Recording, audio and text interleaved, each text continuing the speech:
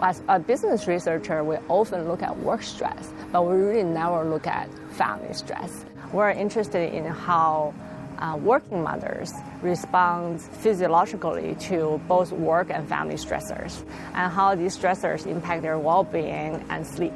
And we're really interested in how this response, these stress responses, impact their children's health. I really appreciate this award, not only because of the financial report, but more like the morale support, because we feel that we really appreciate the opportunity to be valued and recognized. And at the same time, it really gave us a boost of energy and excitement.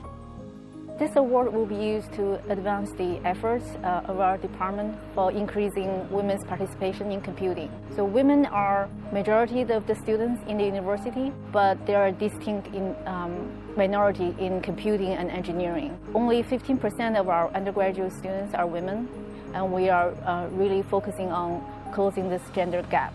We'll be recruiting ambassadors to conduct outreach activities to K-12 schools and community colleges. I'm extremely honored to receive this award, and I'm truly grateful to the WLP members for supporting women in computing. Most previous studies examined sleep duration only, but sleep health is a multidimensional construct encompassing quantity, quality, timing, consistency, and efficiency, and so on. What I'm interested in is examining multidimensional sleep health in sleep vulnerable populations like nurses and direct care workers in long-term care settings. These workers are exposed to many occupational stressors, and many of them work extended shifts, all of which may contribute to having poor sleep health. I'm so thankful for this opportunity, and I want to say thanks to Dr. Kathleen Moore and WLP members. This award will ultimately benefit my study participants, who are mostly women and primary caregivers both at work and home.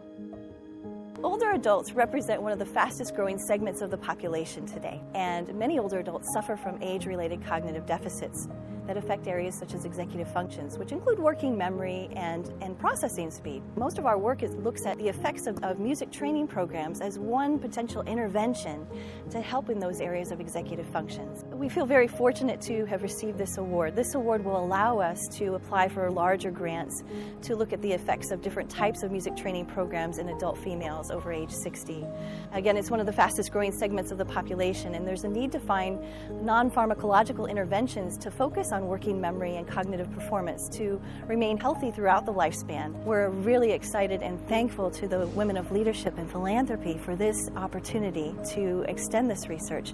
I think around 2016, there was an article in the Chronicle of Higher Education which talked about how some universities were attempting to get students and everybody talking about this very important issue of climate change. And one of the things that they had initiated was to create a course in the literature of climate change through the English department and make it accessible so that all students, whether they were in the sciences or the humanities, be able to take that course.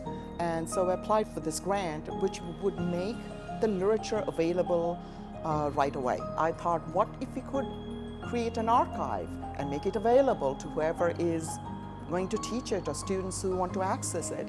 I would sincerely like to thank all the people who invested in my research, because it draws attention to one of the most important problems of our times, and something that we must pay attention to and talk about on a consistent basis. I'm interested in studying inflammatory bowel disease during pregnancy, looking at the prenatal and antenatal care of babies, and also looking at maternal health.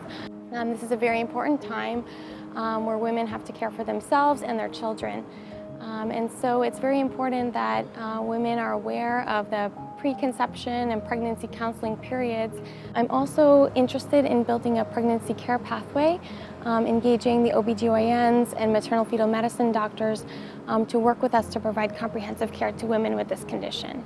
This funding will help me to gain knowledge on the patients, to collect data on pregnant females during their pregnancies. I would like to thank Kathleen Moore and the women of WLP for supporting my research and allowing me as a young physician to really investigate IBD during pregnancy and to sort of move beyond that to build a care pathway for these patients.